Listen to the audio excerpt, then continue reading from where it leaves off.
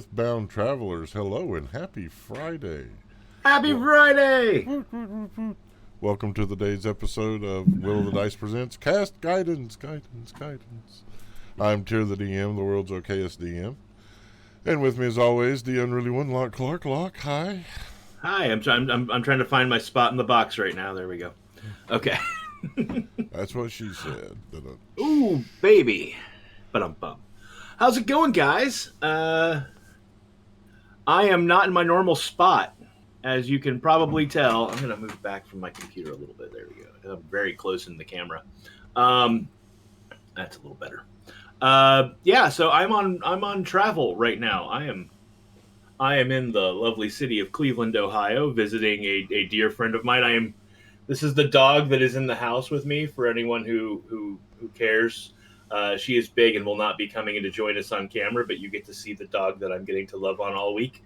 So not my normal setup. If I sound weird, if the camera's a little off, I'm sorry. I'm not using my really good webcam like usual because this is my travel one.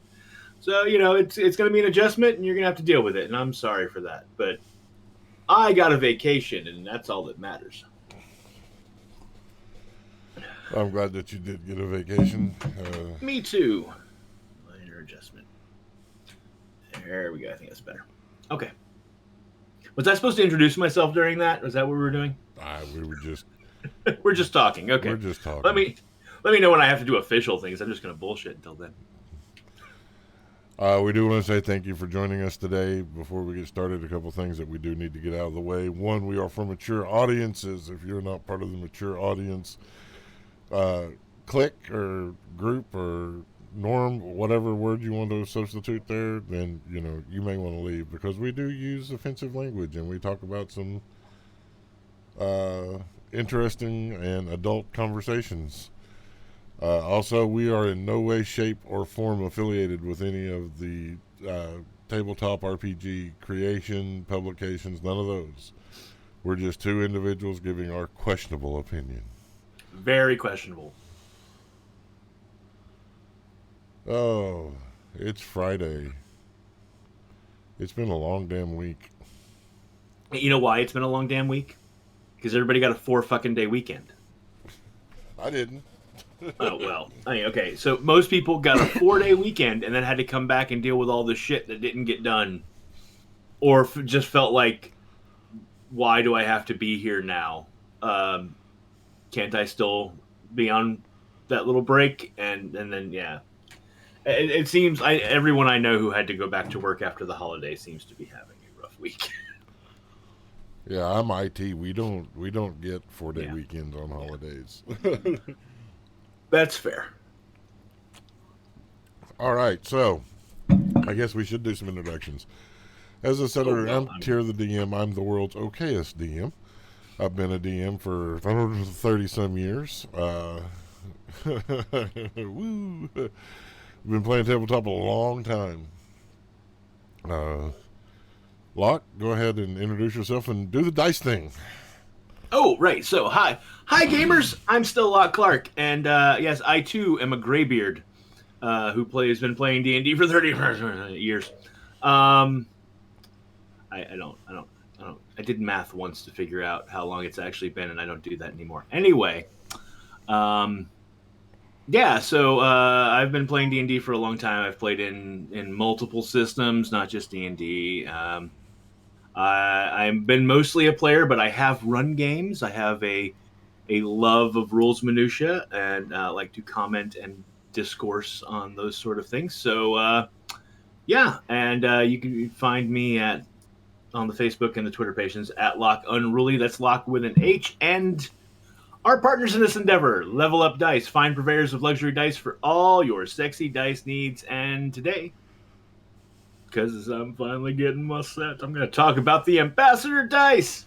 Our Ambassador Dice. They made us ambassadors of a set of dice, and you can own them. And all you have to do, you go to our portal, and this portal will take you directly to this set of dice. Now, you can go and you can look at other things on the website. You don't just have to look at these dice, but you're going to see them first, because that's what we want, because they're our Ambassador Dice. The think about buying some dice for the dice goblin in your life for the holidays. Add to the Dice Dragon's horde, or find that perfect set for the new character that your loved one has been talking about and excitedly waiting to get to play. Get them a set of dice to go with that character. Anyway, the portal you're going to use is http://bit.ly/O,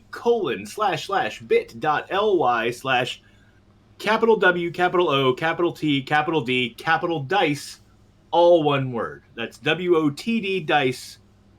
Go check those out and buy a set or buy something else. I don't care, but you help us out either way. Just go look at them. They're pretty. They're blue stained glass, or they're blue cat's eye stained glass glyphic dice. They have an optical shift and a color gradient, and the numbers have a glyphic pattern around them, designed based on stained glass windows. You've all heard me say this before.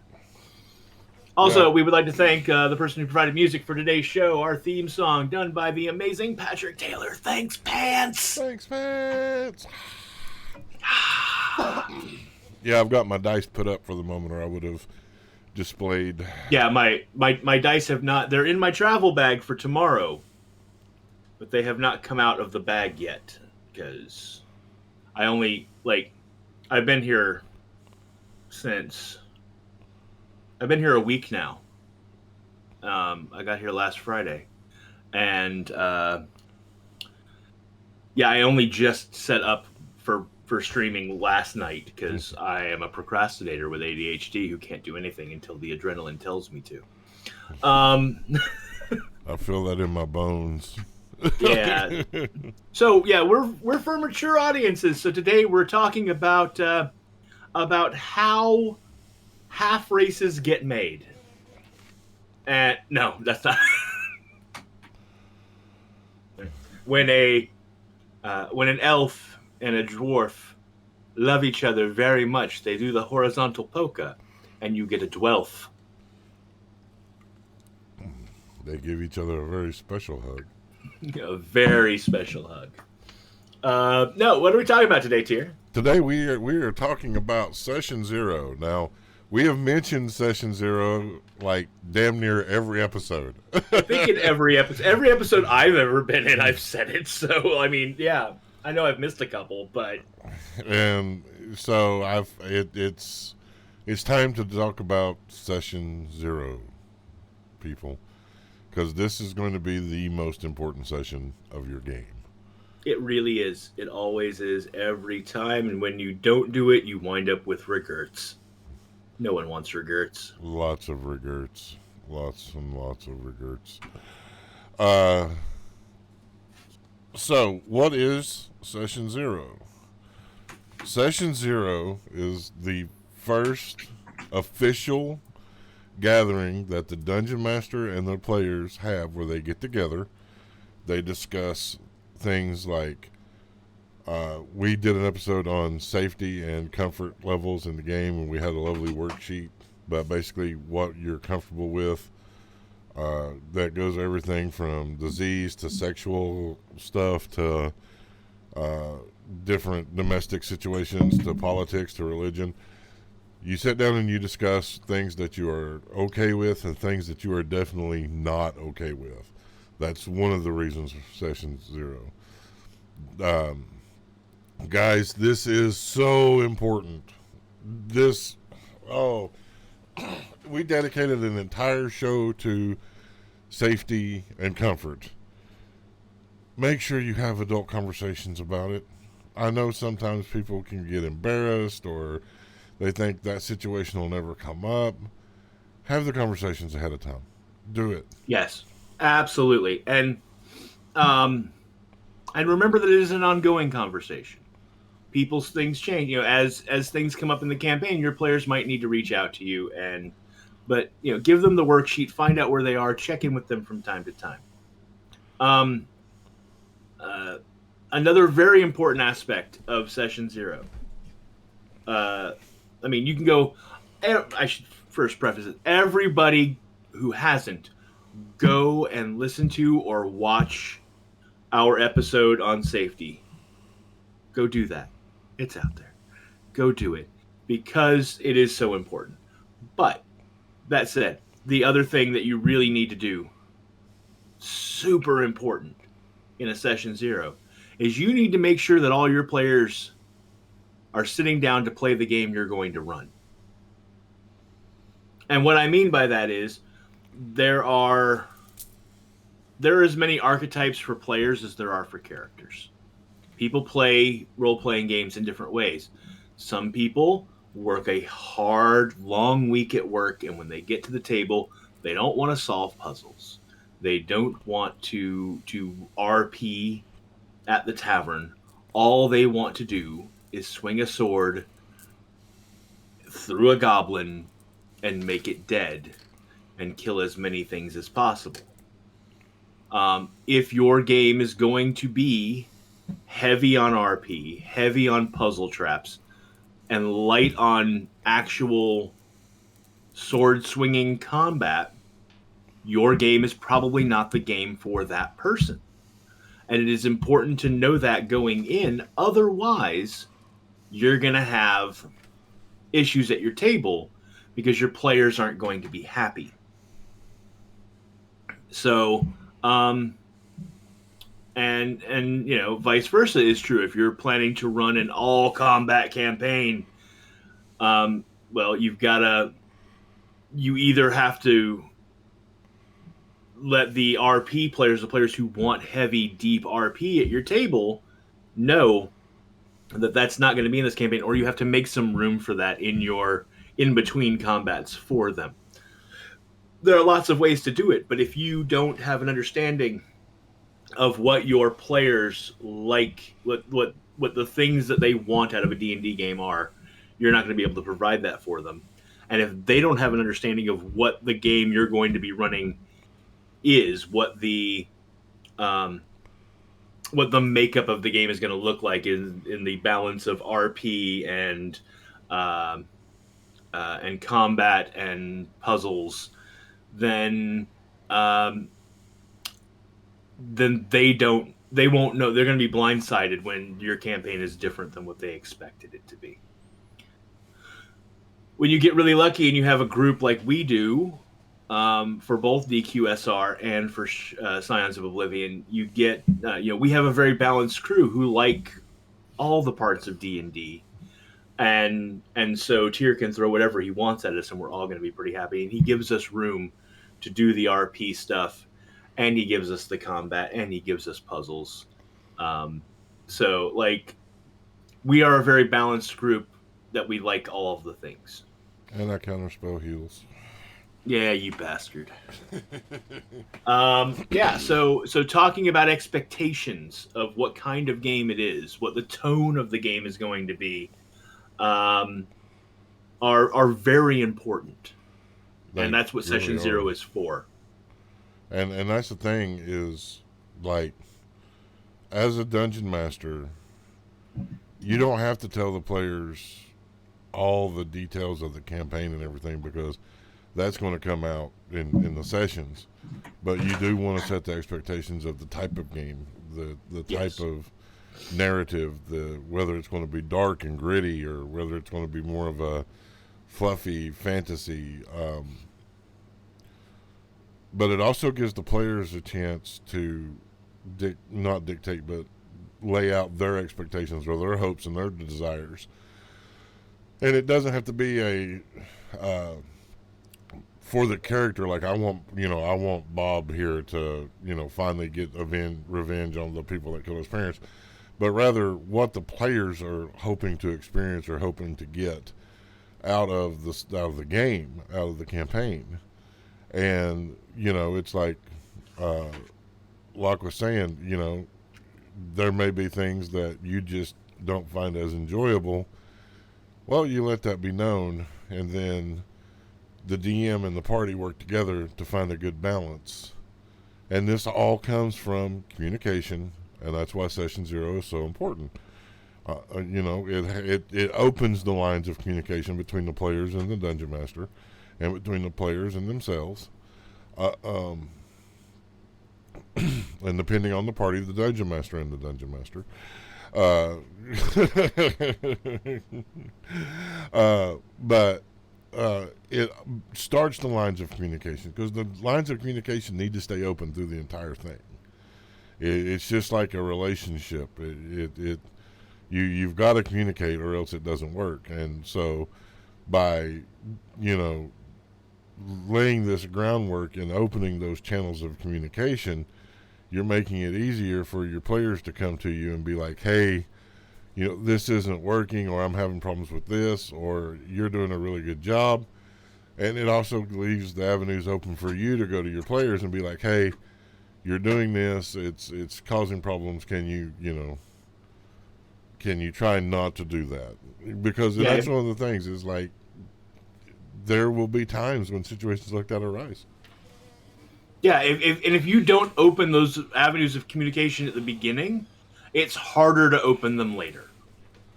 So establishing those communications and that you can talk about those subject matters is important. I have two things that I want to touch on. One is something Lollipop said in the thing. Lollipop asked, "What if you don't know what you like? What if you're new and you've never gotten to play, only ever watched, so you don't know what you actually like doing in the game?" Well, you know what? Tell the DM that. Then the DM can throw things at you and you can start to figure it out. If the DM knows that you are brand new and that you don't know what parts of the game you like best, that they can cater to that so that you get a little taste of everything, even if it's not the game they wanted, if it's not the tone they intended to, adding a little bit here and there so you get a feel for it and be able to say, I would like more of that. That was fun, is a good thing. Second, and I'm going to beat this dead horse because I have said this before on this show, and I'm going to say it again. That was Um, Rock's wife, by the way. That wasn't Lollipop. That's oh, fine. was it? Oh, you're right. It was. My screen is very tiny for seeing Not this enough on today, coffee. guys. Not enough coffee. So yeah, Lollipop's comment was right above that. Sorry, Rock's wife. I didn't mean to misattribute that. Um, my bad, heart. Um, the other thing I was going to say, and I will beat this dead horse until the day I die, is I believe it was second edition champions. I am sure that this list is available on the interwebs. Maybe I'll find it and post it on my Twitter today. Um, in the in the back in the DM section of second edition champions, which is a superhero RPG that is very math heavy. If you are not a math major, I do not recommend trying to make a character in that game, unless you use a builder to do it. Because really, anyway, that's a digression. I cast tangent. The In the back they had a list of player types, the types of players you are likely to encounter at your table, and that list has been so helpful for me. They have, like I talked about, the guy who works a long week and just wants to slaughter things on the weekend. They call him the hack and slash. Um, your players who want heavy RP is the plumber. They want to delve the depths of their character and play every pretty little detail of it. You've got the architect who wants to build something and make changes to the world by creating something new in the world that will stand the test of time and will exist beyond. Which is Tier's world is a great world for architects. Let me tell you. You've got the pro from Dover. They do one thing really well, and they have to be the best there is at it. The genre fiend. That's me. Every time that a genre trope presents itself, if the DM fails to act on that genre trope, the genre fiend will point it out. We'll call them on it. Oh, you know what you should have done right there. You should have done that, or they will jump in to make it happen because it's a trope and it needs to happen. You know, the superhero or the supervillain jumps off the top of the building and lands in front of the heroes, and the DM does not describe them doing a 3-point landing. The genre fiend is going to be like, "Was it a 3-point landing? Did they do the superhero landing? Did they do it?" But so go look at that list. I'm sure it's available online. I will try and find it and screenshot it and post it on Twitter later. But it is, if you're a DM, being able to identify what types of players you have sitting at the table is really, really helpful. It's so good. So just do it. Yes. Covering Nyla's face. I'm sorry. Yes. Shame on you. I'm a bad person. You're such a bad person. I know. 30 lashes with a noodle. Ooh, baby, don't threaten me with a good time. Now, as you know, as a DM, knowing your player's type makes a huge difference. That way, and this is where session 0 comes in. Now, there are multiple. There's a lot of work that goes in on the back end of starting a campaign. Let me say that. Just session 0 is not the end all be all. There, we're done. We can start playing. Session 0 is laying the groundwork for the things that have to be done. It allows players to express what they're comfortable with, what they're not comfortable with. It allows you as the DM to express the same. Understand, DM, it's okay to have limits. If there's things that you're just not comfortable having in your story, and your players are like, oh, but we would love to see this, it's okay. It's okay to say no. Understand that. And you know what? That the worksheet that we did in our first episode, the safety tools worksheet, you get all of your players to fill that out. And then one of your players, as part of their backstory, has done something that trips one of your limits and is going to mess with you if you try and include it in the campaign. You now have opened the door for that discussion by having had them fill out their safety tools worksheet. Because you can then, if they've filled out the worksheet, then they understand what a hard limit and a soft limit are, what's a red flag, what's a yellow card, that sort of thing. So then you can go to that player and say, hey, you included this thing in your background, and this thing happens to be a limit for me. Can we change that to move away from this thing that I find hard to be a hard limit, that I find kind of triggering? Can we tweak this to make it, because you're crossing one of my lines? And they, having filled out the worksheet and had to put thought into what their limits were, should, and I stress the word should have no problem with accommodating your limits as a DM. But that worksheet has opened the doorway to that conversation and made that conversation so much easier.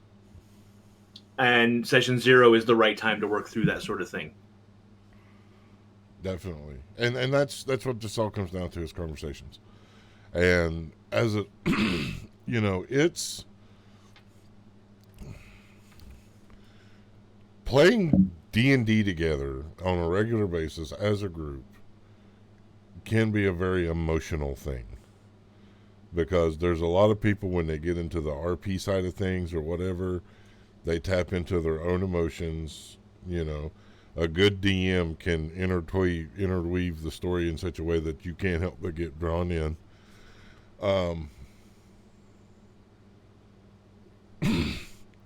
So you need to stay in communication. You need to let each other know, things, if they bother you, or if, whatever, however, just like you would talk to your partner, you need to make sure you're staying in communication. And this all comes back to this session 0. Yeah, this is a good place where you can have people roll up characters and all that if you want, especially if you have newer people that need guidance. But this is about setting expectations, setting tone, opening lines of communication, and getting a feel for each other so you know how to communicate, because it's important to know not only that it's okay to communicate, but to know how to communicate with each other. And this helps lay that. This helps. This is huge. Mm-hmm. yeah, I mean, D&D groups become close. I mean, like the characters become close because they are going through battle together. They are going to grow together, and when you go through that sort of thing with someone, like they become like family. Um, but in a weird way, the group of players playing through those things are also experiencing that same bonding. They are fighting through the same battles, and they are having victories and defeats together, and it bonds you together. You become tight. Every group that I've had that's lasted more than 5 minutes has we become tight, and you have to be willing to have that communication when you're going to be in situations like that, when you're dealing with things like that. So yeah, you got to keep those lines of communication open. You got to be willing to talk, and the sooner you establish a willingness to talk about these subjects, the easier it is. Because then you're like, oh, I don't know how they're going to feel when I bring this up. Well, you already brought it up. You brought it up in session zero. That's why you have a session zero. Um, it's important. Now, Tier, I want to ask you a question. Yep. Um, I have in my gaming 30 something years played with now. I want to preface this. You have a lot of trust in your characters, and I applaud that, and I love it, and I think that's how it should be. But when entering into new groups, I have on occasion encountered the DM who wants everyone to sit down at session zero, and session zero is in part to make your character. Everyone's going to sit down at the table. Everyone's going to roll their characters together, so the DM can oversee character creation. Um, I find there are pros and cons to this, but one of the pros is that everyone's sitting down to make their characters at the same time. You get a little less overlap because people tend to not double up on classes the way that happens when people run off to their own corners of their own lives, make characters, and then come back. Um, what is your feeling on the practice of using session zero for character creation as part of the session zero? I think that is a really good thing, especially if you have a new group. Like with you guys already knew each other when we started the groups for Saturdays and Sundays. Uh, and so I knew that everything would be okay. But I think that having character creation, at least the general beginnings of the character creation at session zero, is a hell of a good thing because it allows the group to, like you said, you reduce overlap and but you also start to That form the bonds of that didn't work out for DQSR. well, that was intentional. I know. Sorry, I had to bust your balls. uh, Um, uh, but you start forming the bonds right there between those characters.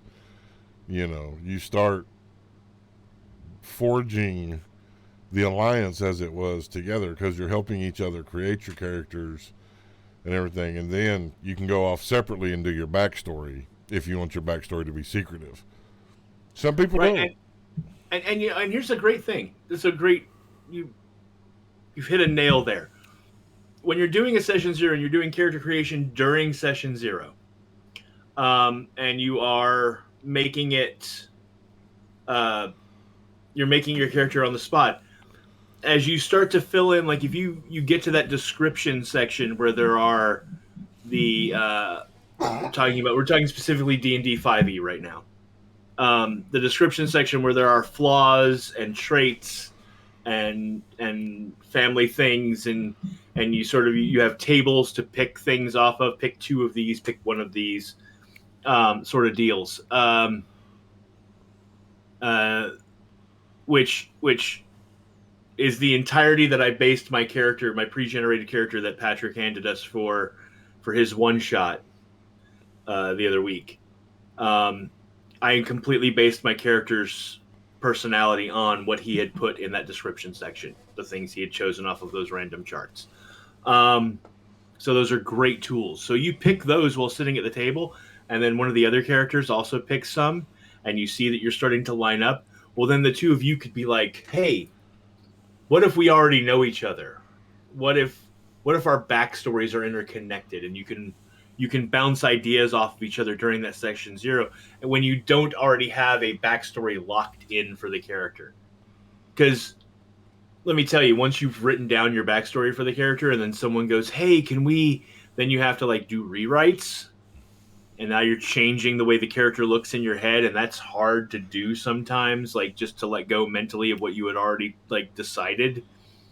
Doing it in the moment though, with another player sitting there, and you both oh, we could be like this. We could, I'll be Chewie, you be Han. Well, our characters mesh really well. Um, yeah, you can totally do that, and it sometimes creates really cool things.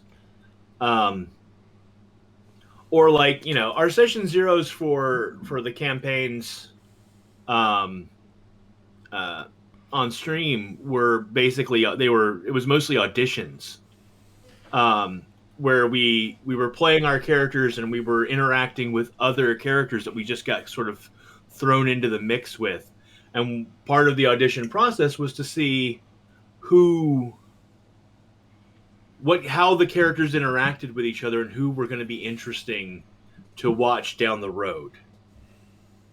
And there were a lot of like, oh, I want to see more of that character and that character interacting because they were fun and their relationship was interesting. So, um, so we kind of like intertwined ourselves a little bit during those auditions where we felt each other out and like saw that our relationships were going to be interesting together. Um, and then I think Tyr did a great job at um, you know adding sort of real world, not real world, fantasy world reasons to cement those relationships. Um, the Ben Patrick Scions dynamic was, in my opinion, as a witness, born of the way those two interacted during the auditions. And then later you made one the key and one the bodyguard, and like just cemented that relationship that we saw start all the way back in the audition, because we saw it in session zero. We were like, oh, those two are going to be, yeah, they're a pair. Even if they didn't know each other coming into this, they are going to be best bros. And you gave them a tangible thing in the game that made them sort of stick together and interact, which is great. It's great. It's I good try. DM. That's really solid DMing right there, I man. try. I try. Okay, so do have some questions. Yeah. Ustad, do you wants to know if I figure out personalities on session zero, or do you let that develop during play for characters? I have nothing to do with the characters' personalities. That is all the players. They're the ones. As a player, can I field this? Yeah, go I'll, ahead. I'll, I'll, I'll field it from the player perspective, just since I feel like I have more player experience than Tyr, because Tyr is the forever DM. Um, so the answer is yes. The answer is absolutely yes. I write a base character during character creation. I come up with a backstory. I have an idea of what this character's personality looks like, but it is an outline. It is not a complete draft. The character does not finish being created until session three, if ever.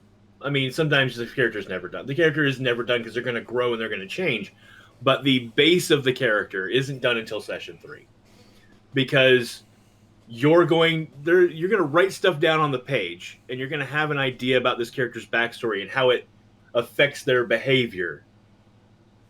And then you're going to start playing them, and you're going to be making choices in the moment on the fly. The choices that feel right to the character for you. And you never know what those are going to bring up. And I'd say by about session 3, you've made enough of those choices that the character has now started to come solid. Like I often know what accent I intend to use for a character when I go in to play the character, but sometimes that accent doesn't settle until session 3, and then I finally have the voice like locked in. Um, so that's the thing. Like you gotta give the character room to grow and live, and you have to live in the character to understand the character. So until you have played the character a handful of times, you don't you don't have the character locked down, and you don't know, like, and you may have to go and do some of those rewrites, those scary rewrites that you don't want to do, but now you're doing them because of choices you made while playing the character. um so that's the way it works. So the answer is yes, you write it down and then you play it, and at some point in the playing, you figure out the last of it. You sort of put that final piece in and make the character, and then they can grow and change from there and blossom and wilt or whatever. I feel like I've been talking for far too long. I'll shut the fuck up now. No, but you make good points. And Rock's wife commented that they suck at backstories, even for characters in their own stories. Backstories do not have to be some great work of literature. No. A backstory can be just a couple of bullet points of things that have happened to this character in the past, or things that they believe in, or things that they feel, hills that they would die on. You don't have to write novels. Now, if you write novels, there's nothing wrong with that either. I'm just saying. Except that you make the DM read them, and he's got limited time. Yeah. I say this as someone who had a partner that wrote novels. Yeah. Oh, yeah. Tyr knows what I'm talking about. Tyr received some of those novels. Yes. Hey, you know what? When I was DMing, I had to read those novels from him, and when I wasn't DMing, I had to read those novels from him for every character he made. So, like, you get no sympathy from me, except for the fact that I brought him into your game. Anyway, yeah, like, look, backstory.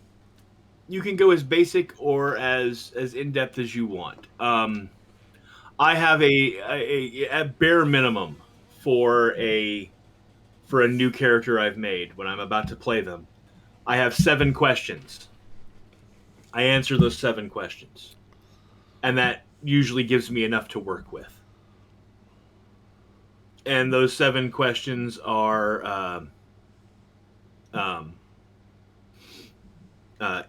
are they a hero? Who are their parents? See if I can remember all of them. I have them written down for just this reason.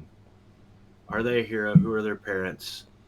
I think the are they a hero one is a really important question, like about how they see themselves and how they interact with the world. You got to know who your parents were. Are they religious? You have a world where they're a proof of gods, but do they actively worship a god? Do they just give lip service? Are they atheists, despite the evidence around them? That makes for interesting character decisions.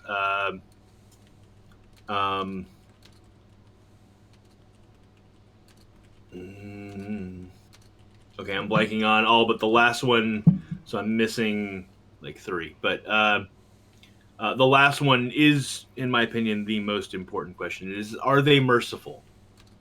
You've been attacked by a group of goblins or kobolds or whatever, and you've got one disarmed, at your mercy. All the rest of them are dead. Do you let that one go, or do you kill it?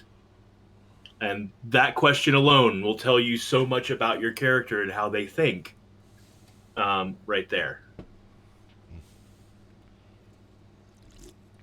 And to reiterate what I put in chat, so Ustad was wondering, if you outline personalities during session 0 or whatever, that's up to the group.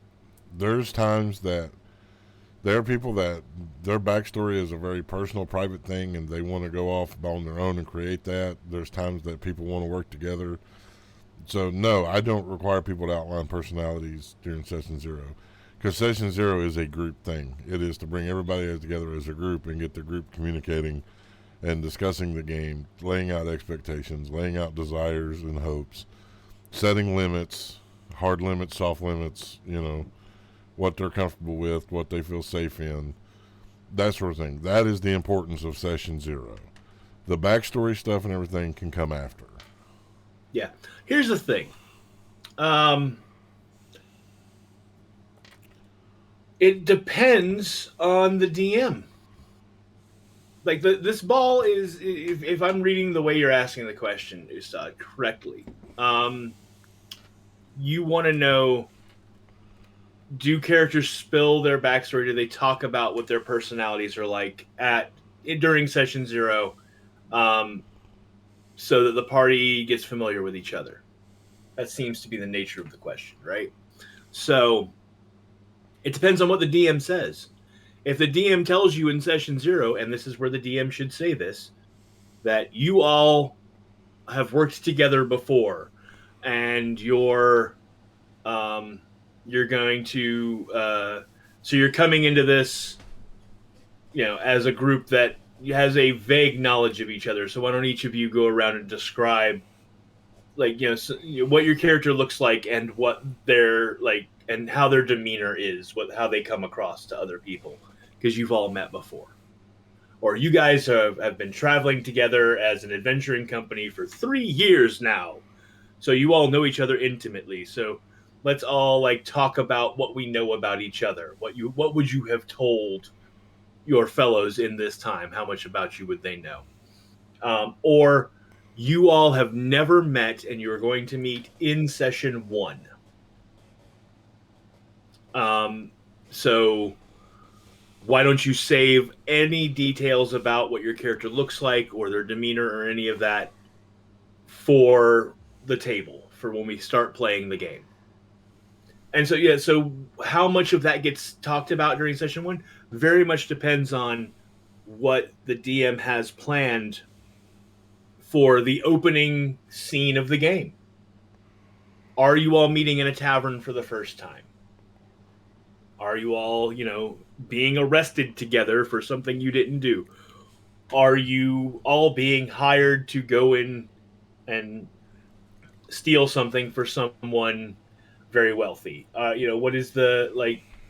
And do you have criminal reputations that you all should know already? Like, um, yeah. So those are questions the DM has to sort of give you the groundwork to answer, and then you answer as you feel appropriate for the scenario and your character. Maybe we've been traveling together for 3 years, but my character is the dark edgelord loner who never takes his hood down and hides in the shadows constantly and doesn't talk about his backstory. Well, then you guys know next to nothing about me other than the fact I'm really good at stabbing bitches in the kidneys. Like, it's kind of a shitty thing to do to your fellow players, um, but it might be the way you want to play your character. Uh, and as a quick aside and note, if you are playing that edgelord character, if you are playing the guy who sits in the corner, or who, when they're when details of their backstory come up, they go, you wouldn't understand the darkness I've seen, and then shut down the conversation because they don't actually want to talk about their backstory. You're being a bad player. I'm sorry, um, because you're not having mystery is good, but not engaging is bad. You are here to play together, and it's improv, guys. If you're not yes anding, you're shutting the scene down. And people aren't going to want to interact with your character if you keep shutting them down. So you've got to find ways to play that edgelord loner archetype, but still engage with the group. And it's possible. You don't have to be completely open about everything. Um, you can just relate to things that other people are going through because they touch your backstory, and maybe you give a little hint here or there.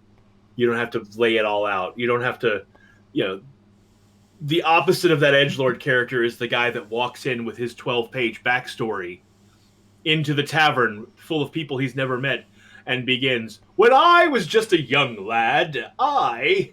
You're, okay, we're not going to sit here and listen to your 12-page summary of your life, because no one does that in a tavern. Nope. So you got to find the balance. You got to find the yes and you've got to engage if you want people to play with you. All right. I think this is a good place to take our first, or we only have one break on this show. We only have one break. And I'm out of coffee, so yeah, it's a great place. All right. So we'll be back. Give us about 10 minutes.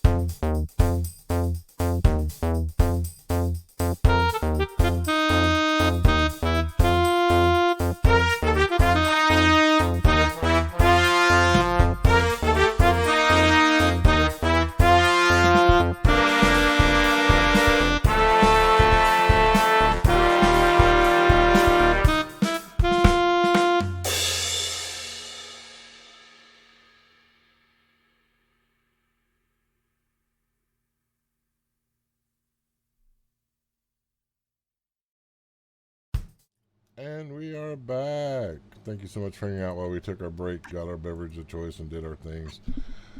While we was gone, Rock's wife made a comment that the examples of them and their husband, that their husband shuts down and doesn't talk about history, they're an open book and won't shut up, you know. And there are people like that. But eventually, people, as you are building friendships with each other in this closeness, this camaraderie in game, your characters, like I'm a very private, personal individual, but there are people that I've grown close to that I will talk to about things, that I will talk about my past and that sort of thing. And so that's, it's knowing how to play the quiet loner type and when to open up. Yeah, so here's the thing. You can play. Look, when I like, she says, and I'm sorry if I'm assuming pronouns based on the qualifier wife.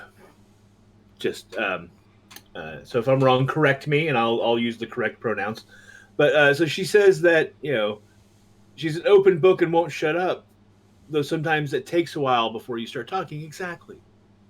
So, like, I do not expect in session one to walk up to any of the other PCs and ask them a question regarding their background and have them just open to chapter 2 of the book of their life and start reading from it. That I don't expect that, because odds are in 90% of campaigns we just met. So, but there's a difference between I'm not ready to talk about that with you. We just met. That's none of your business. Um, that sort of answer, and you wouldn't understand, and then disappearing into the shadows. Like, Batman is a shitty PC. Okay, like, I'm sorry, it just is, because you constantly throwing the smoke grenade down and disappearing while someone is still halfway through a sentence talking to you is bad form. He does it to Jim Gordon all the time. They're supposed to be friends. I don't understand. Anyway, you gotta so yeah, you gotta choose how you say it. And saying I'm not comfortable telling you your character about my character yet is very different than you can't possibly understand my loneliness and then fucking off into the shadows. Like, there's one says try again later, that eventually you can earn the trust to learn about the character's history, and the other one says fuck off, I'm never telling you anything. And using Batman as an analogy, Batman has confidants. Batman have people that he's close with, that he discusses things with. Uh, you know, uh, But okay, let me rephrase. I want to rephrase my iteration that Batman is a shitty PC. I will rephrase. Batman is a shitty PC if you are playing Batman dealing with the public, and if you treat your party like they're the public. Because you know what? The public sees Batman throw the smoke grenade and just disappear, and has no idea how he did it or where he went. But all the Robins, Batgirl, everyone else in the Bat family, like, they all know how Bruce does that shit. Dick knows how Bruce pulls off all his tricks and can talk to him about it and can talk to Bruce about his dead parents. And it's something that they share, is having dead parents. You know what? As much as I am against writing uh, uh, tragic backstories for my characters, like, 90% of y'all write tragic backstories and kill off your parents, and so guess what? You all have dead parents to talk about with each other. You can all relate. So that's the thing. Like, Batman's a shitty PC if he treats his party like they're the public. Like they're Gotham citizens. Batman's a great PC if he treats his party like they're the other superheroes, if they're the Justice League, or if they're, if they're all four Robins, five now, I think, I don't know. Batgirl, Huntress, Azrael, whoever, the people that know Batman's secrets and have trained with him. Awesome. Talia al Ghul. Yeah. Just cover all the orphan syndrome. It's true. Yeah. So true. So true. Yeah, Black Dragon and Alfred. Alfred knows, Alfred is the one guy that, if you're playing Batman in a party, you need Alfred in the party with you to smack you in the back of the head occasionally. Yeah, 1000%. So Session 0. Yeah, Session 0. Okay, I have a question for you, Tier. Yep. Unless we have any more. Do we have All I see in chats are questions we've answered in Hookah Talk, and I'm for all of that. But anyway, so my question is world building. Now I know that your world is 30 years old, and is fairly established. But how much world building do you allow or like to see in Session 0? Now, I may be the odd man out in this because I've said this many times, I love it when my players help create in Rune of Kesha. So, if there is places that need to be created to fit backstories, if things need to be established that have not been established, or if things even need to be changed during that Session 0, I'm all for it. If it will make the story better, my criteria: does it make the story better? Does it break anything? Those are the two things that Right. So hell, and it doesn't even have to be Session 0 with me. People come to me and be like, I've got this great idea. But I do like to see people getting involved in the world building aspect of it as well.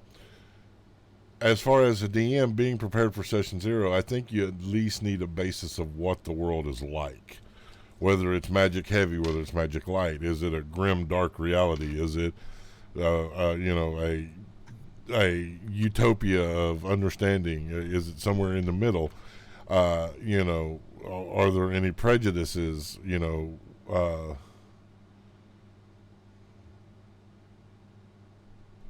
Absolutely. What different things people can expect from the world, and what the overall feel of the story is. I think that also you should be able to tell them where they're starting. You're going to be starting in this place. So interestingly, and I apologize. Actually, no, I don't. I'm gonna viral market for a podcast that I very much enjoy. If you've never listened to them, I recommend Friends at the Table. Tyr, have you ever listened to any Friends at the Table? I have not. Okay, so they're a group of they all worked for Polygon or one of those gamer reporting websites. Like they're all in the video game industry. They had done some early streaming stuff, video game wise and whatnot, and then they all decided to sit down and play D&D together, and record it and put it out as a podcast. And they are wonderful.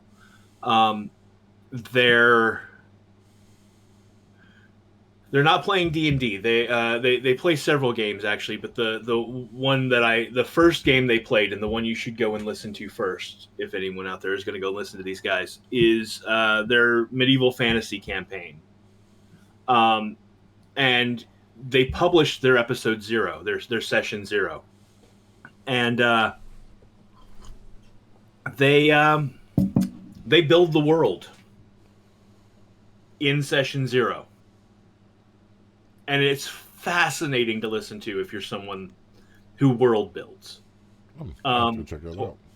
yeah, it's really like they're playing. I should say, just for the type of game they're playing, they're playing Dungeon World, which is a powered by the apocalypse game. Now, powered by the apocalypse. For any of you who don't know about this system, it's a great system. They have skinned it for a bunch of different genres. Um, there's Monster of the Week. There's Dungeon World. There's Apocalypse World, which was the original one. There's a bunch of different other ones. But this game, the DM rolls no dice in that game. Okay. The DM just describes what happens. And the way the dice work is you roll 2d6 and add your modifier for whatever skill you have in that thing. Um, and the modifiers are always very low, like ones and twos. Two is like I think 3 might be the best modifier you could ever get if you are perfect at this skill. So you roll, and what is it? I think it's 6, 7, 8 is a mixed success. Anything below a 6 is a failure. Um, and uh, and then 9, 10, 11, and 12 are full successes. And um, so whenever anything is about to happen, the bad guys don't get turns, basically. They don't get turns and they don't get to go. The players say what they're doing, they roll the dice. If they, on a moderate success, like if I'm trying to punch you and I get a moderate success, that means I inflict damage to you, but you also inflict damage back to me. Or if I roll and I fail, that means you do damage to me, but I don't do damage to you because I failed at hitting you. And so the DM gets to describe what the combat looks like, because with each time the players' turns come around, when they roll, the dice say whether or not they got hit on their turn and whether they successfully hit. Their dice tell that whole story. And sometimes, like, and when you're rolling for non-hitty things, there's like, if you roll a certain amount, if you roll like a mixed success, that means that you get to do the thing, but sometimes you have to choose a bad thing that happens along with. And so it's a very like storytelling, like everyone contributing to what everything looks like as they go, sort of style world. And the DM at Friends at the Table really encourages that. So much so, like anytime someone describes something like in their backstory or whatever, and he's like, "So what did that look like? Sounds interesting. I'll have to What check did it out. that what is that like for you? How did you experience that?" And he asks those sort of leading questions of his players and lets them fill in the gaps in the world. And but listening to them like just sit down and talk about what does this world look like? Well, I think it would be cool if magic worked like this. And someone else is like, "Oh yeah, that's neat." Well, and then makes a little tweak to it, and then they bounce it back and forth until they all settle on what they like for what magic looks like in the world. And yeah, and they everyone sort of just throws an idea on the table and they see what sticks, and they all come to an agreement on, well, it'd be cool if this thing looked like this time around, and well, then how does that affect that over there? And they cohesively build a world just by talking it out, and it's wonderful. I'm gonna have to check that out. Definitely. All right, Rock's wife. Have you ever had a character play a hidden class? I've seen people play this obnoxious asshole the old game, and then everyone died because of a boss. Then it turned out that they were a bardic cleric, but the group only knew them in a bard. They came in, healed them all in one move. I have had people play hidden classes. Actually, one of my favorite moments. One of the Locke's characters in one of our games picked up a cloak of living shadow that he did not know was a cursed item that would manipulate and change you. And their class went from I was a battle master and I became a Psi Knight. yeah, yeah, it was pretty awesome I made my because saving throws to not die and to sort of adapt to having this cursed item on my person, and change subclasses because of it. So yeah, that's but but it's not the first time. It's not my first time playing. I've played Hidden Class before, twice. Twice I played Hidden Class. Once I was this is back in third edition, maybe second edition. I don't know, somewhere right around the time when that switchover happened. Uh, Back before we had the Oathbreaker Paladin, the there was the sort of anti Paladin. It's gone through a bunch of different names. Um, yeah, you had your fallen paladin or your anti paladin or whatever. So I think it was second edition. I was playing an anti paladin. I was playing an evil paladin, and I had a way to mask my alignment from the party. And I played a bad guy. I played the wolf in sheep's clothing, trying to get the party to do what I wanted them to do, and they didn't know until I convinced them to sacrifice a virgin to get rid of the Tarask, and they did, and then everyone had to change their alignments, and they opened a portal to hell that was supposed to suck the Tarask in, but just let demons into the world too, and I flew away. It was a dick move, I admit it, but I played the long game on that one, and then I once played a thief masquerading as a cleric. Um, Basically, it was a pair of brothers, and one would hype like sort of make distractions, while the other one pretended to heal the person, but was really like picking their pockets. We are priests of the wind. I will summon the wind to heal this man. Rifle, rifle, rifle. Steal his wallet. Steal his watch. The wind does not come underground. I cannot heal him here.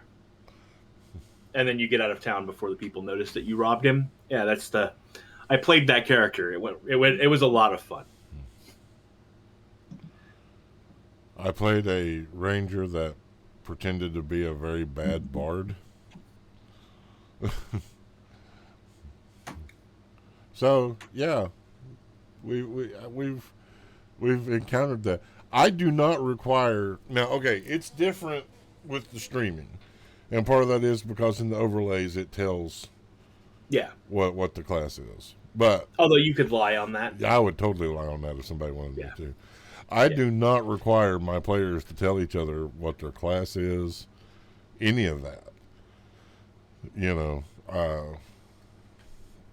the characters don't have to tell each other, and I do not allow metagaming at my table. So, you know, just because they're using superiority die, I know they're a fighter. Well, they've been telling you you're a ranger. You know. Right. Oh, I thought of another one. Apparently, I've got a history of this, guys. You've hit a trope that I like.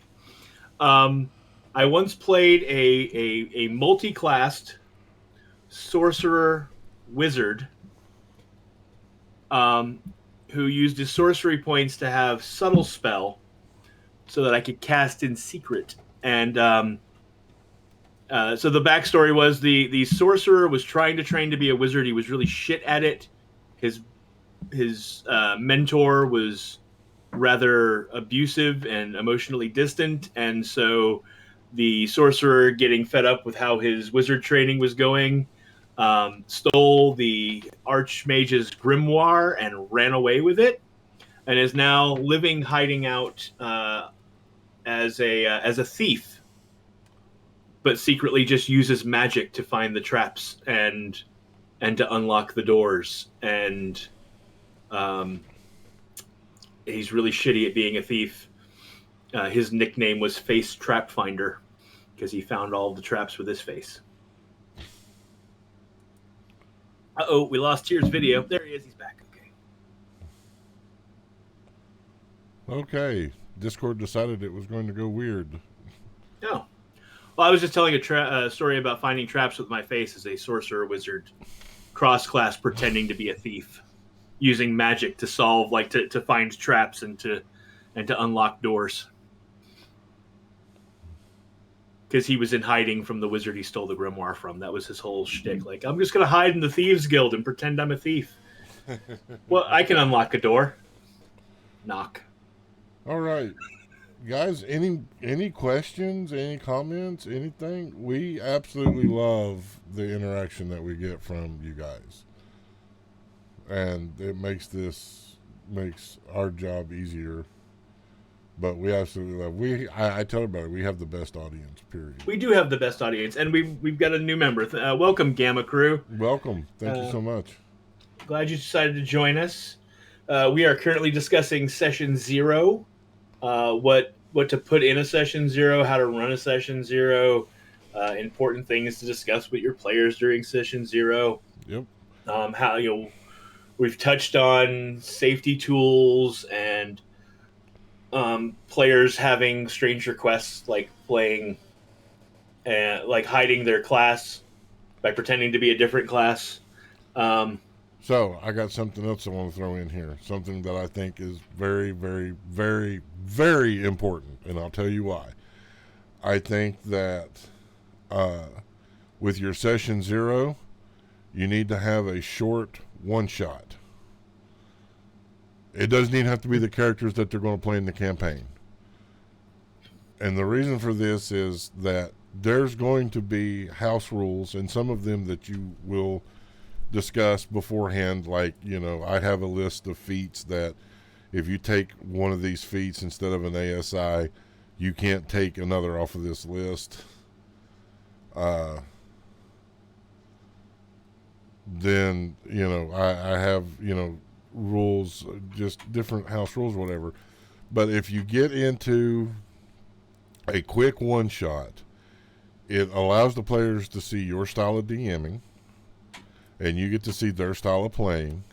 You get to go through things of combat, you get to go through things of role play, you get to see how the mechanics work, and with that, it allows for the DM going forward. Okay, this is how they like to play. This is how they like to role play. These are the type of things that will prompt them to role play. Combat. This is where we need to tweak it a little bit. It gives the DM, but it also gives the players the introduction to the DMing style, to the play style, to playing with the other characters, so they know whether or not they like it. Right. And you know what? And I will say this as a rules minutia guy. When I write a character and I think I've got a combination of skills and powers or whatnot on that character sheet, and I think I know how they're going to work in the game. And then we play in a one shot, and I start to see things, and I can ask questions like, "Well, what if I wanted to use this and this together?" And then the DM can give you an answer to that, and then you can go back and look at your sheet and be like, maybe those things together aren't as cool as I thought they were. Let me talk to the DM about changing them out before we play Session 1. Like, it gives you that ability, like, because you should not be stuck with something on your character sheet that makes you unhappy because you thought it was going to work one way and then it turned out to work a different way, and you chose it during fucking character creation. Exactly. Like, don't get stuck with that. Talk to your DM. DMs want you to have a good time. It's not player versus DM. We're all in this together. And so ask, like, if beginning to test drive it before the first in canon thing happens, is good. That big D&D stream that we don't mention the name of, they have on the last couple of campaigns they have taken to the DM breaks them into groups and runs a little one shot and sort of forms groups that sort of already knew each other and introduces them pre-game to each other and they roll in together.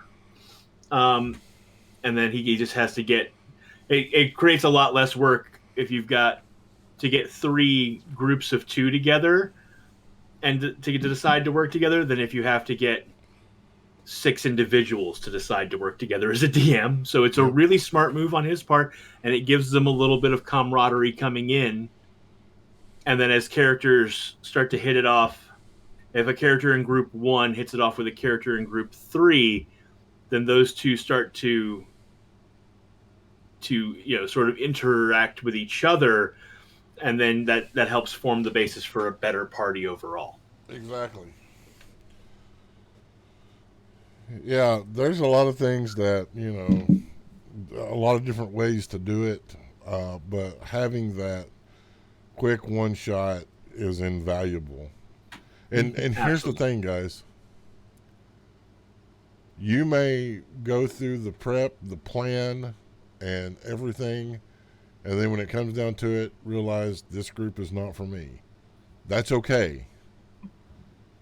Nobody should force you to play D&D or any other tabletop RPG. Session 0 is a great place to get a feel for all of that. And if you have questions, a great place to address them.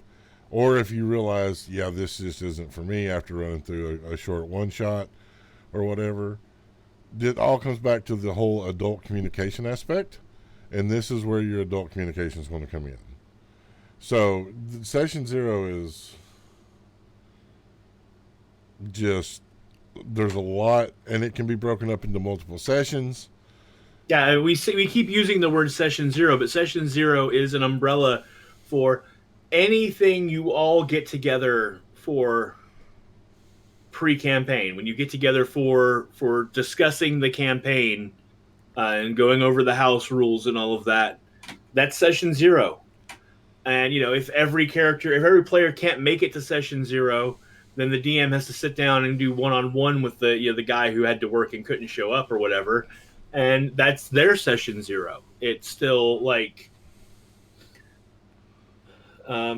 chatting. If you're playing over Discord, chatting in the chat between or pre the game, before the start of session 1, like that's part of session 0. Exactly. You're getting to know each other. You're figuring out like how you're going to interact with each other. And as we stressed in our very first episode, and we'll stress again now, go download one of the safety tool consent forms and get everybody in the party to fill it out so you know where people's hard limits are. You know the topics that you need to tread carefully around. And the mere act of filling out that form is is going to open up avenues of conversation so that everyone continues to feel comfortable and has an easier time bringing things like that up. Yeah, I think what I'm going to do is I'm going to take the form that I use and I'm going to give it to our tech guy and have it put up on our website so people can download it off our website. Absolutely, that is a wonderful idea. We should maybe I'll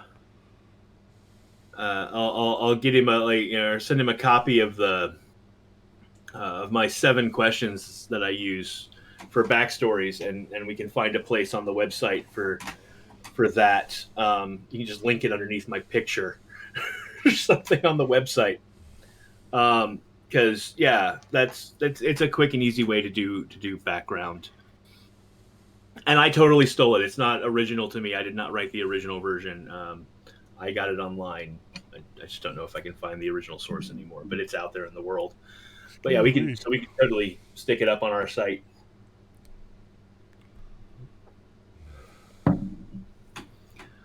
By the way, Rock's wife, I saw that you are new and hadn't realized that you could announce that to the chat that you were new. Welcome to the chat. we welcomed Gamma. We're gonna welcome Rock's wife too. Yes, That's welcome, definitely. Thank you so much for joining us. We so this week has been a shitty week, so I didn't get to prepare as much as I wanted to.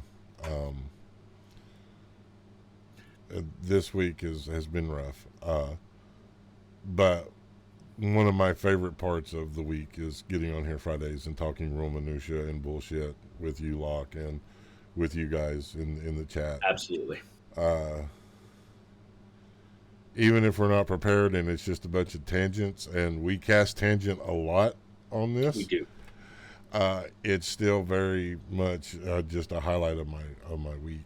And so for you all to join us means the world to me. Thank you so much. Yes, yes, we love our fans. We have the best fans. Period. The end. So yeah, you know what, you guys rock, and we're so happy to have you. And if you have any questions about anything we've said or anything regarding Session Zero, please drop them in chat. We'll bullshit for a couple more minutes and give you time to post questions that we can answer before we think about wrapping things up. But yeah, no, getting all right. So for those of you who don't know, Tyr and I are both part of the same club. It is the shittiest club on the planet. We are both widowers, and Recently, recent widowers. So like, holidays are shitty right now for us, and so it's been a rough week. There's a reason I'm on fucking vacation right now. I left my town and left the walls I usually stare at behind just so that I could have a change of scenery for the holiday and not have to think about bullshit. So I'm hanging out in Cleveland because reasons, and I got a cute doggo on my mug. That's Nyla, everybody. Nyla's in the other room sleeping on a couch. she's a She is the chomp. sweetest butterbean. She is. Oh, she is like when she is standing like that picture. Yeah, she looks rather chunk, but and she's a strong dog. She is has a wide stance. But when she is standing and you just look at her from any angle, she is dog. Like like if you ask a child to draw a picture of a dog, they're likely gonna draw Nyla because she is dog. She is what you picture when you picture dog. Um, and she is just the sweetest girl. It's too bad she did not open up to me at all this week. We are not friends. She's very standoffish when she comes and lays her head on top of my lap and demands pets. We don't get along. No, sound like Murdoch. He never gets food, never gets petted. Yeah. Yeah. Life is so hard for the puppers. Yeah. I can't tell you how many times this week I have said, and usually within earshot of Nyla's mom, don't tell mom. And I give Nyla a treat. Just because I'm a sucker. I am too. Don't feel bad. All right. Oh, thanks, Ustad. Ustad loves us both. And we love Ustad. And you And we can love too for Ustad. 1995.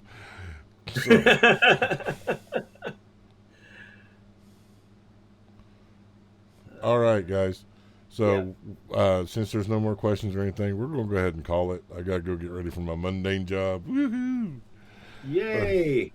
And I'm gonna go rub some dog belly in just a minute. That's my plan. I'm gonna go scratch some bellies. But join us, like Rock's wife. Definitely, you said you like watching other people play. We're here on this channel Saturdays at 9 p.m. Eastern, Sundays at 8 p.m. Eastern.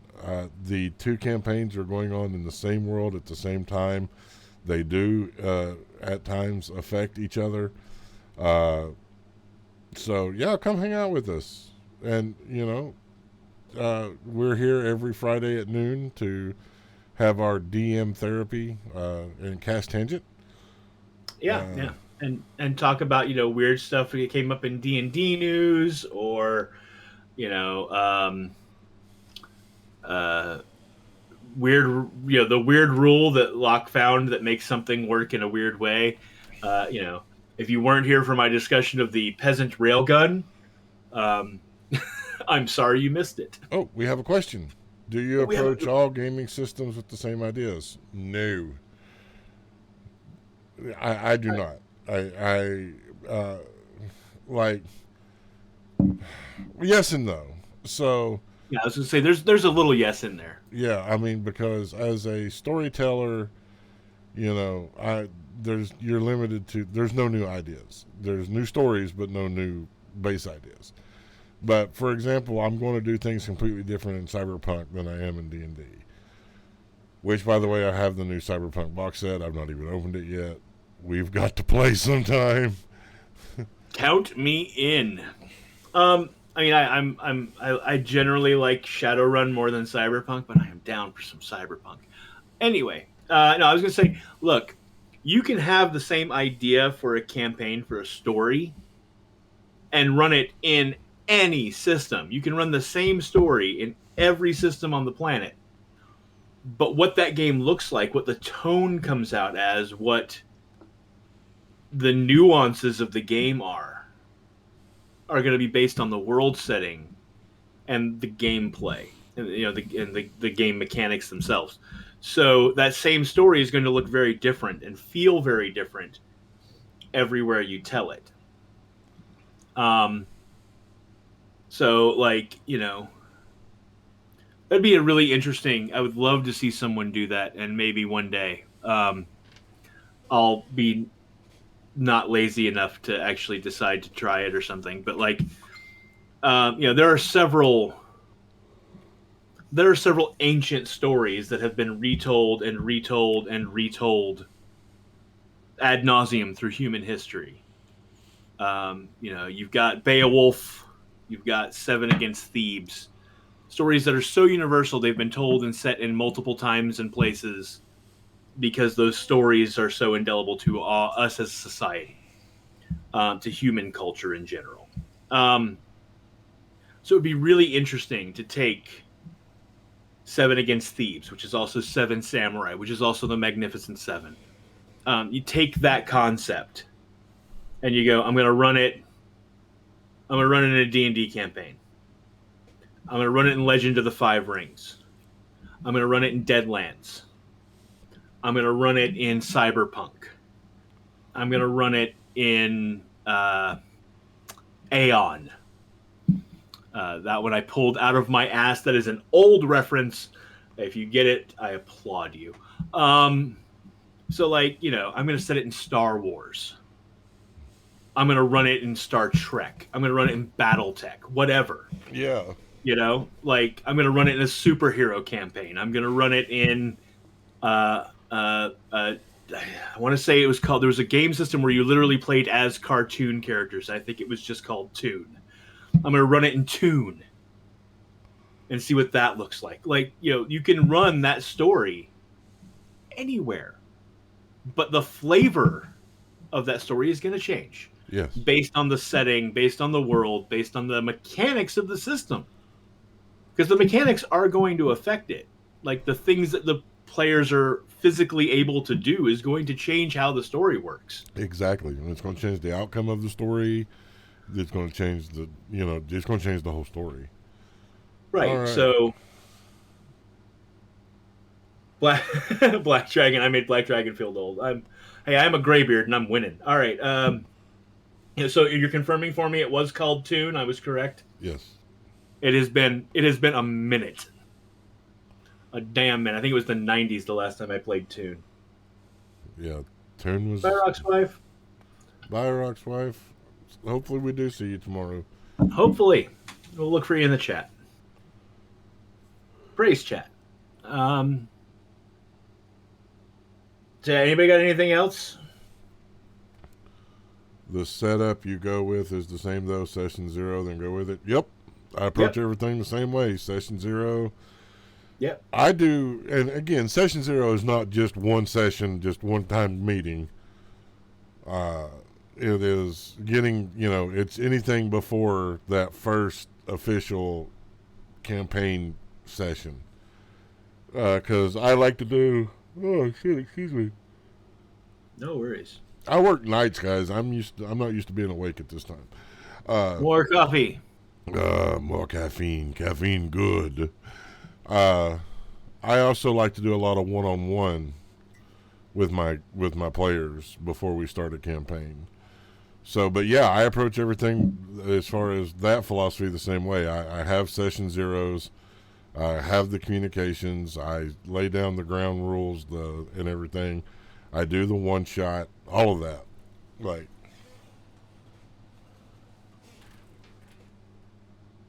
Yeah, yeah, and um, if you're a good DM, and I mean, tier's only okay, but if you're a good DM, uh, you your session zero will get refined over time. You will, uh, you'll see what's helping and what's not. You'll tweak the way you approach certain things in session zero and the way you approach others. You'll make little changes here and there. You'll find your groove with doing session zeros and know what you need to give the party, what they need to give you, what you need to go over, what house rules are going to be controversial to some of the players, and you have to like get them set on how it works now. Or then there are players like me who are, you're going to tell me how it works and I'm going to be like, okay, and then we're going to get into the game and I'm only going to remember the way I read it in the rules, and you're going to have to tell me 4 times before I get your mechanic set in my brain. Like, and so just, yeah, you're going to figure out how you run a session zero by running more session zeros. exactly. And there's like there's certain criteria that I have across all games. Like, I don't allow heavy drinking at my table because I can't stand dealing with drunks. I wasn't supposed to be drinking at the table. Oh man. I don't allow heavy drinking at the table. Yeah, I don't heavy drink it at home. Like, Yeah, so I request that people respect that any rules questions I get to answer. that is the hardest rule for me. I know. I'm that kid in class who wants to raise his hand because I know the answer. Well, No, gotta give it to the DM. Gotta let the teacher needs to field the question. I don't have a lot of metagaming. I can't stand metagaming. But May I interject? I'm sorry to interrupt you. You don't allow metagaming at your table. That is something we failed at covering. Discussing with your players what you think is and isn't metagaming is important in a session zero. Letting them know that this sort of behavior won't be tolerated, but that this is okay. What actually constitutes metagaming and what doesn't is important for you to all be on the same page. Because I have seen that blow up in campaigns' faces when player doesn't. Well, no, that's not. I was not metagaming. That wasn't. No, I was just. And here's my list of justifications, and the DM seeing it another way, or the other player who's being metagamed at seeing it a different way, and that causing explosions within the campaign. So talk that shit out. yes, pretty much. That's session zero. Talk shit out. All of it. Yeah, so that's what session zero is for, and to set expectations. That's what you're doing. You're setting expectations, and you're building a little camaraderie and trust between you and your players and themselves. All right. Yeah, exactly, Right. Lollipop. Communication is key. Communication is key. All right, I think that's going to do it for this week. I'm in Yeah, a shit ton of pain and still have a mundane job to do. go get it. Get her done. Yep. Let's remind people who we are, where they can find us, and get the hell up out of here. Hi, gamers. I'm still Locke Clark, and you can find me on the Book Faces and the Twitter Patients at Locke Unruly. That's Locke with an H. And I'm Tier the DM. I'm the world's okayest DM, and you can find me on Twitter at Tier_the_DM. Just remember, you're not alone. Sometimes life sucks. You know, sometimes you become members of clubs that you don't want to be a member of, and it sucks. But you're not alone. There are people out there that love you and want to be light and strength in the darkness. You are worthy. Let them. And then when you are strong enough, you can go be that for other people. Remember that love and inclusion, these are the torches that light a path to a better tomorrow. Come join us and be torchbearers. And remember that if someone doesn't know, don't cast aspersions. Cast guidance. And remember, every puppy needs its belly scratched. We'll see you later, guys. Bye, everybody.